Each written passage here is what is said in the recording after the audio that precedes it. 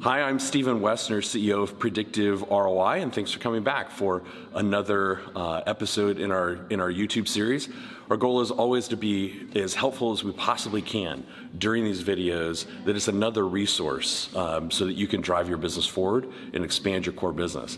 So today I want to talk about Alexa and how Alexa can drive your business forward, drive your core business forward, but also do that from essentially maybe sharing what our experience has been in the last couple of weeks since we've had our Alexa flash briefing live and what that experience has been kind of like. So sort of take you behind the curtain of what that has done to our business, even really early on in our experience with Alexa.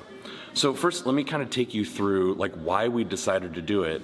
And if you go maybe 10 episodes back in our YouTube series, I actually slice and dice that and share some data points as to why we went down that path. You know, first of all, sort of what the neuroscience is behind it, because it's really compelling, and what the business opportunity was, because it's, again, really compelling. So why we decided to do it, and actually I did produce a video even just maybe 4 or 5 weeks ago about really the thought process behind why we decided to produce our own Alexa flash briefing. And out of that was several different reasons, and I think there was 4 if I remember correctly, but that first one is really the most important. And that first one was, we looked at our Alexa briefing, or the reason why we should create an Alexa briefing, as a way to be more helpful to you, to our business owners in our community, is a way to share thoughtful insights, tips on how to scale and build their business over time. And we wanted to make sure that how could we provide content in a daily snippet that was really short to listen to and quick to apply, so that you could listen to that on a daily basis and be able to put something into practice that day as you were sipping your morning coffee, as you were getting ready for your day, thinking through your calendar, your task list, whatever your daily routine was. How can we give you that little nugget? So the reason why, the sort of the big business plan for creating an Alexa flash briefing for us was, how could we be more helpful to you at those kind of critical moments through the day?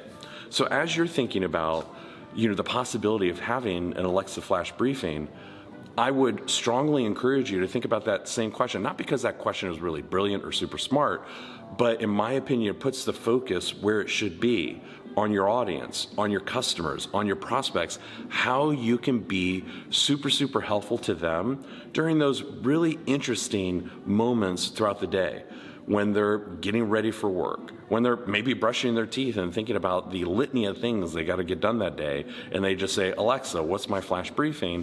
And you're there again in their consciousness, in that daily stream of content. There you are. Every time they turn around, there you are, trying to be helpful. And I think that that's a really good thing. Over time, you're developing that relationship with your customer and prospect. So that's the first thing that I want you to consider. Then I also want to take you behind the curtain and share what it's been like on the business side. And not that we weren't hopeful that it would help our business, but that wasn't the driving force behind it. I mean, we wanted to be helpful first. Second, we thought, if we're good at this, will it help us generate leads? Will it help us generate more awareness with clients and prospects about what it is we're doing here? And I will say, even though it has been just a very, very short period of time, it's been 3 weeks, it is a resounding yes. In conversations that I have with our predictive ROI clients, they're asking, like, why did you decide to do that? How did you do it? How did you get that done? What was it like creating that content? What's the recipe? There are questions around that. Is that good for our business at some point if we decide to offer that as a service? Yeah, probably. And so maybe that ends up becoming a service offering for predictive ROI. Awesome. It's a new way to grow our business. Again, that wasn't entirely the purpose, right? First and foremost, focusing on our audience and how we can be helpful. Is there going to be then an offshoot that helps our core business? I think it's entirely likely that it could, based on the response. Interestingly also is, prospects, people in our community have reached out to us and said, how did you do that? Now, here's what's interesting, because, some of our content is actually said or announced or narrated, I think is probably the right word, through Alexa's voice. And that kind of sounds awesome. To people within our community. How did you do that? As if we have sort of the secret magic potion or the mystic dark magic voodoo figured out. And yeah, it took some kind of interesting programming in order to get that done, but we figured it out. And so my point is that having an Alexa Flash briefing, there's kind of this air of sort of like, or aura of kind of awesomeness, which is really, really cool. That's cool for your business. It's cool maybe for your audience, because then it puts you sort of at the focal point of, even if you're not going to be in the business of producing Alexa Flash briefings, but for your own thought leadership, your audience will be like, wow, how in the world did Sally or Harry, how did they get that done? That's really cool. They're super progressive. They're on the front lines of this or that. And wow, they're somebody I should be paying attention to. So there's a little bit of that factor that goes along with an Alexa Flash briefing, which I think could be really potentially awesome for your thought leadership and growing your business. So there's a little bit of behind the scenes. So within the last few weeks, let me just kind of bring that full circle, because I kind of, several different thoughts there at the same time. So as that relates then to our business, we've had several people, 3, 4 or so people within the last several weeks say, I want to learn more about that. I want to learn more about how you've done that. Again, that was not our, lead gen wasn't the original sort of ingredient or strategy behind why we created the Alexa Flash briefing, although it has been a really interesting offshoot.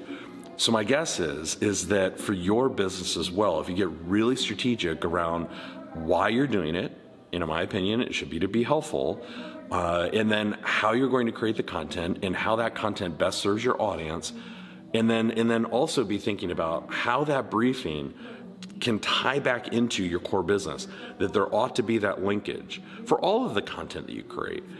And if you get that right, my guess is that you'll have a very similar experience to what we've had here at Predictive ROI. So I hope that that's helpful, taking you a little bit behind the curtain, if you will, to our early on experience with Alexa in the Flash briefing. If you have any questions or concerns, you can always reach me at Steven@predictiveroi.com. I always want to hear your comments, thumbs up, thumbs down in the fields below. So please do give me your feedback. That helps me get better each and every week. Until next week, I wish you the very best of success. Onward with gusto.